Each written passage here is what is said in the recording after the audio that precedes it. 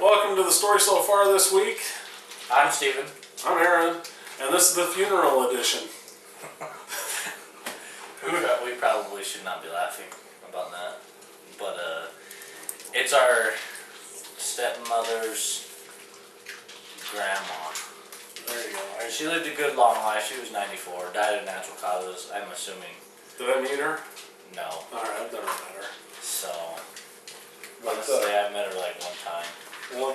Oh, I'll probably be. I guess we're going to the viewing for a little bit. I certainly am, as you can tell. I'm just dressed up for the show right at the moment. But I may go a little nicer. I don't know. We'll see. We'll see what happens. Don't do it, man. Don't do it. Okay. Well, we're going to start the wait, show. hold on a second. Breaking news. Breaking news. What? For those of you that have been duped on Facebook, Morgan Freeman is not dead. There's actually a story on it, and then some people commented on it. And so I just want everybody out there to know that Morgan Freeman is still alive and kicking. Sucks to be you guys if you believed it. Okay, go ahead now. Okay. Anyways, we're going to kick the show off with NFL scores. It was the first week. It was a good week at football. You know, it sucked for my team, but it was... It was a disappointing one for mine. Yeah, we won. They pulled it out at the end, surprisingly. I kept up on that game, and I was, just so you could be like, hey, your team lost. honestly, I was prepared. I was ready to make that call. I knew it. I knew it. I saw them pull it out, and so... And didn't get a call. Good for them. We're going to give scores. And some commentary. But and the New York Giants lost on the Wednesday night game.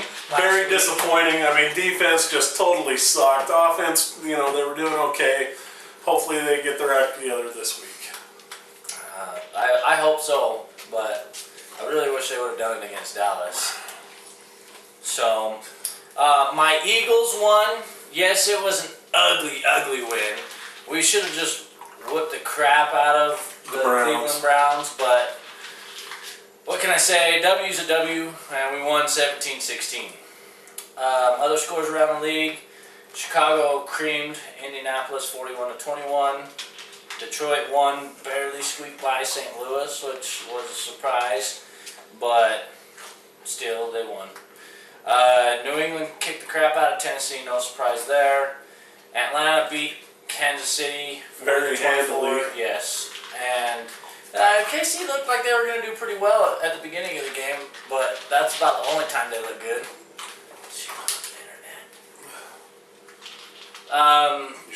Jacksonville and Minnesota, they went into overtime and Minnesota won on a field goal. I don't know what Jacksonville was thinking, but they got an interception the very first play in overtime, so, whatever. Washington, this was a surprise to me. I'm kind of glad, but I'm disappointed because they're in the same division. But they beat New Orleans, and they were kicking the crap out of them for a while. That was another good game. Yes. RG3 really commanded his team well. Oh, yeah.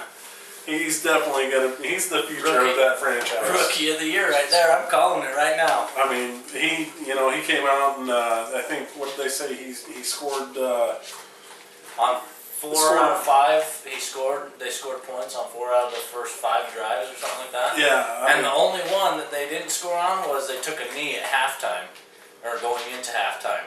Yeah, but they did awesome against New Orleans. Yep. The Jets, I was surprised at the score on this one. They beat the crap out of Buffalo 48-28, considering that the Jets could not score an offensive touchdown. They sucked during preseason. I thought coming into the regular season they were going to suck it up, but started off 1-0 so far, so we'll see what happens. Houston beat Miami 30-10. Houston kind of sucked at the beginning of the game. They got a slow start, but picked it up. Tampa Bay beat Carolina 16-10. That was a close game, and I don't know. They had a weather delay there because of thunderstorms and stuff, so maybe that played a role in it.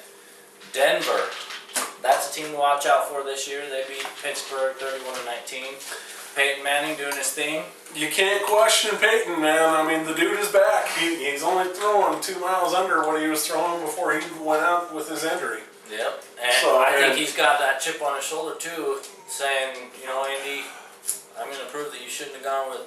Yeah, maybe you could have drafted Andrew Luck still, and he could have been the future. But he could have been the heir apparent, and I mean, he could have learned a lot from Peyton. But yep. they made a mistake in releasing Peyton. Oh yeah. And I mean, the guy, he's such a general out there on the field, and he proved it in that game. 73% of his passes were completed. Yeah, 2 touchdowns, no interceptions. He did awesome. I mean, you could just sit and watch him pick apart the defense of the Steelers. It was just incredible. So he's definitely back, and I think there are only good things for Denver. Oh yeah. So Monday night games. Baltimore kicked the crap out of Cincinnati. Not really a surprise, honestly. The only surprise was just by how far they beat them. Yeah. I mean, you know, I thought they would win that one, but they trashed them big time. And then San Diego beat Oakland, and Oakland kind of shot themselves in the foot in that one. I'd say they shot themselves in both feet all over that game. And maybe the left nut. Unfortunately, their backup center, long snapper, he just could not get the job done. And you know, unfortunate for their team. We'll see what happens in week 2 for those guys. Yep. Did you mention the 49ers game? Oh no, but yeah. Go 49ers! Niners, Green Bay. Niners trounced Green Bay. And they did a heck of a job in that game. Yes, they did. I'm proud of them. I think that Harbaugh is the coach that Alex Smith has been looking for. Oh yeah. And it's proven by he came in the first year last year, and they went to the NFC Championship. Should not have lost to the sorry Giants. Yeah, but they did. They should have. And also Seattle lost to Arizona.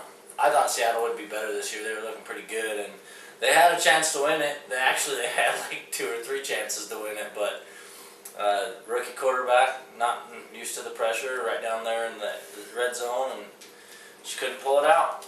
So yeah, and you know, speaking of rookie quarterbacks, I mean, they compared rookie quarterbacks after all the weekend games, and you know, RG3. Oh, yeah, hands down the best so far. So we'll see how that goes throughout the season. Yeah. It's actually been proven time and again that your number 1 draft pick is not always the best pick out of the bunch. Yeah. So. Yeah, but that was back when they were giving them $50 to $75 million on 3 years when they're first coming out of college, you know, and haven't proven themselves. Yeah, they did great in college, but that's college. Pro's a completely different game, and so now it's a prove yourself kind of deal on your contract, and he comes in and look what he's doing.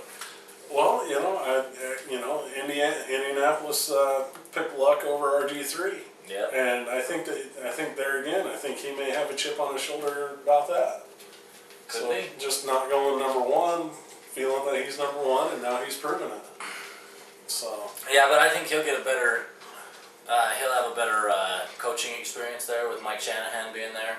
The coach will take a better interest in him and his future. Whereas I don't really know the coach of Indianapolis. He's a new guy. He just came in this year. Maybe he's not that personable of a guy. I know, that's their 3rd coach in what, 3 years now? Or is it? No, Jim Caldwell was there. He was there for a couple 4 or 5 years? years, yeah. But it's like in the last 5 years, it's their 3rd coach. Yeah, so I mean, you got to have faith in your coach. You got to put in a good coach in the position. And there's a lot of head coaches now that have gone back to being assistant coaches. Yeah. I think it was Jack Del Rio is back to being an assistant. Yep. He's actually, I think he's a defensive coordinator for the Denver Broncos. Yeah. So. And then I was just thinking of one, and it made me lose my mind. Oh, Josh Daniels, head coach for the Broncos for like 1 or 2 years, and now he's an assistant. I think he's back with Bill Belichick at New England. because that's where he was under to begin with. Well, and then you got Wade Phillips. He's back to being an assistant Defensive after being coordinator. Dallas, you know. Yep. So Stick to what you know best, I guess. I would think so. I mean, if you can't go out and win as the head coach, put yourself in a position on a winning team as an assistant, and like you say, do what you do best. Of course. So. All right. Games of interest this week. Only because it's on Thursday. I'm not really interested in it, but I'll watch just so I can cheer on the Chicago Bears. Chicago and Green Bay play Thursday. If you don't have the NFL Network, kind of a moot point, but watch for that. The Ravens and the Eagles play. Home opener for my Eagles, so the game of interest, obviously. That's gonna be a good game. I think so. I mean, you know, just after talking about the Ravens just a couple minutes ago, and how great of a game they just had, and then your Eagles not having that great of a game, it'll be interesting to see the matchup, see what happens. Yep, I agree. Not really a great game for you, but whatever. Tampa Bay and the Giants. If they don't win that game, I'm going to be so pissed. Disown them, dude. I'm not going to disown them, but I will fly. I think I'll have to book a flight to New York and have a talk. Have a talk. Pep talk with Eli Manning and the team. Eli, pull Tom Coughlin aside and let him know that his job's going to be on the line. Probably a good point right there. You know, honestly, after last season, he really cemented his future. I think he's going to be around for a little while longer. So. Yeah, I still think that they need to do better than 8-8 because they barely squeaked into the playoffs. Yeah, they went on to win the Super Bowl and everything, but still, I mean, how often is that going to happen? Eventually, teams are going to figure them out, and 8-8 team ain't going to make it to the Super Bowl anymore. You know, honestly, I just think that last year was an off year for all the teams all around. Last year was honestly not a good year for that many teams.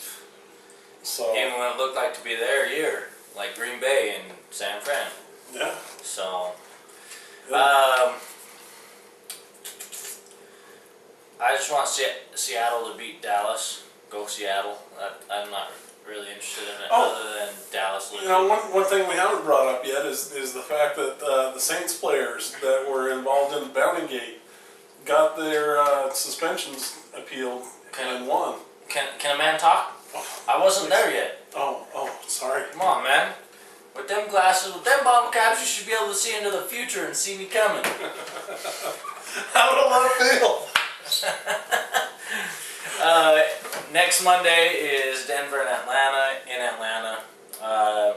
Kind of just want to watch that again because of Peyton. So, and then as Wonder Boy here said, the Saints players have won their appeal, which gives them the opportunity to play. However, Vilma, the linebacker for the Saints, still, I think he's out, not eligible to play until the 6th game of the season. He's injured. Yeah. He's injured. But he's meeting with Roger Goodell, the commissioner, to discuss the bounty gate, as you called it. So now their appeal has been upheld. You know, I think that Peyton needs to go in. Sean Payton, the head coach, needs to go in and work on getting his done.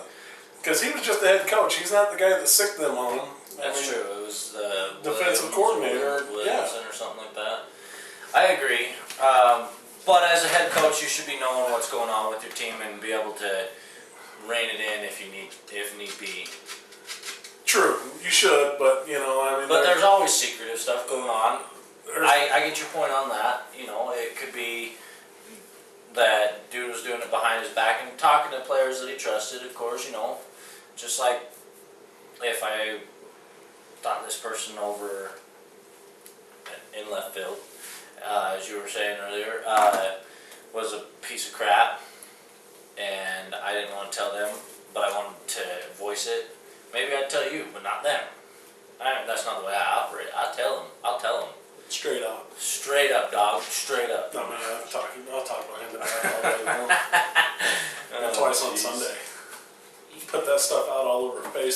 make sure that they can't see my posts. Yeah. So that's the NFL for this week. Again, Thursday night football on NFL Network. Bears and Giants, or Bears and Green Bay, sorry. The Packers, Fudge Packers. So yeah. For those of you not interested in sports, Sons of Anarchy starts tonight, because it is Wednesday, it is Tuesday, 9/11. And interestingly enough, it was back in 2001, it was on a Tuesday that 9/11 happened. I don't. And you know, I was at home that day and saw everything happen on the TV. And dude, did you watch the second plane crash into the building? No, I didn't see it happen. I basically started watching after that had happened. I watched that. I was at school and they pulled us all back from school. So we were sitting there watching the TV. And we watched the second plane and I thought it was a replay of the first plane. And then it clicked when the announcer guy on the news was saying, "Oh my gosh, a second plane just crashed into the building." And I just thought, oh my gosh, and everything seemed so surreal. Like, you know that vertigo feeling you get? Like, I don't know, you just feel dizzy and lightheaded and everything starts to spin. That's what I felt like. I couldn't believe that it happened. You know, I don't know anybody that has ever been, I don't know anybody that was in the World Trade Center, anybody that has known anybody that was in the World Trade Center, but I'll tell you, it really affected me, and you know, I watched some specials on it this last weekend, and you know, every time I see anything on that, I want to know everything about it, but at the same time, I'll tell you, it brings up strong feelings of sadness. It's amazing how being so disconnected from it, you know, but yet still being affected by it. Yeah. It's amazing. So, you know, and unfortunately, it was a terrible event, but it brought the country closer together for a short period of time, and I think that over the years, that feeling has started to wane a little bit. Yeah. And it sucks. And it sucks that that's something that major could bring us together, but yet then our complacency just seeps in, and everybody starts just going back to not being together for each other.